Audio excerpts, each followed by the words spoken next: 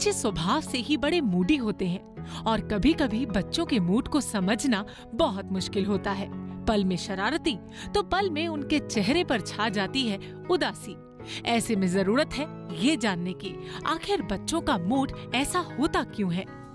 बच्चे के मूड्स एक रिफ्लेक्शन होते हैं उसके थॉट्स के, उसकी सिचुएशन के। जैसा वो फील कर रहा है वही उसके मूड से रिफ्लेक्ट होता है। तो अगर वो बहुत गुस्से में रहता है, या वो बहुत चुप चुप रहता है, या वो थोड़ा कंफ्यूज रहता है, या वो थोड़ा रिएक्टिव ज़्यादा हो रहा होता है, स्पॉन्टेनियसली लोगों के ऊपर कमेंट कर रहा होता है, खाना नहीं खा रहा होता है, जो भी सिचुएशन में वो होता है वो सब रिफ्लेक्शन है उसकी थॉट्स का। बच्चों का मूड उनकी उम्र के साथ साथ चेंज होता रहता है। जैसे जैसे बच्चे की उम्र और स्टेजेस बदलती जाती है, उनकी जरूरतें और उनके विचार भी बदलने लगते हैं। तो पेरेंट्स को चाहिए कि वो उनकी इन जरूरतों और सिचुएशंस को समझने की कोशिश करें।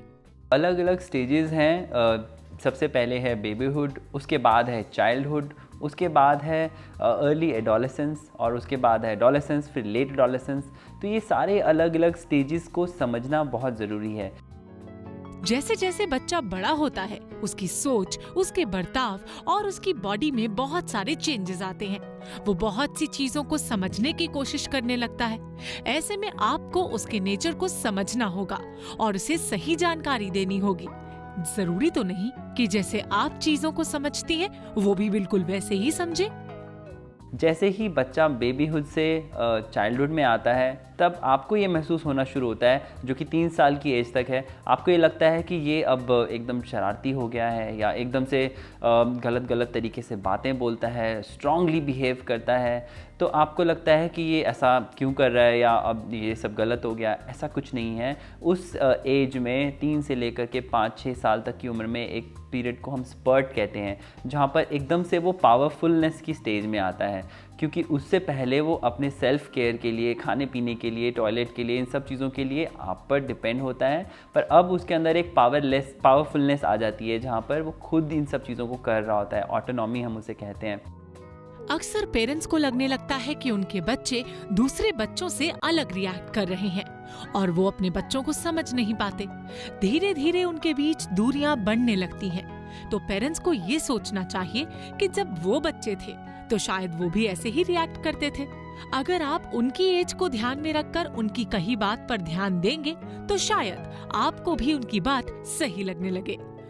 यहाँ पर आपका रिएक्टिव होना बिल्कुल गलत है, बल्कि उसे आप सही चीज़ों में इंफॉर्मेशन दें, सपोर्ट करें और बताएं भी क्या चीज़ें, उसकी जो क्या बिहेवियर्स, क्या एक्शंस उसके जो हैं वो नेगेटिव जा सकते हैं। सिर्फ इंफॉर्मेशन लेवल पे दें और ज़्यादा स्ट्रिक्टली उसे बांधने की कोशिश या उसे लेबल करने की कोशिश न करें।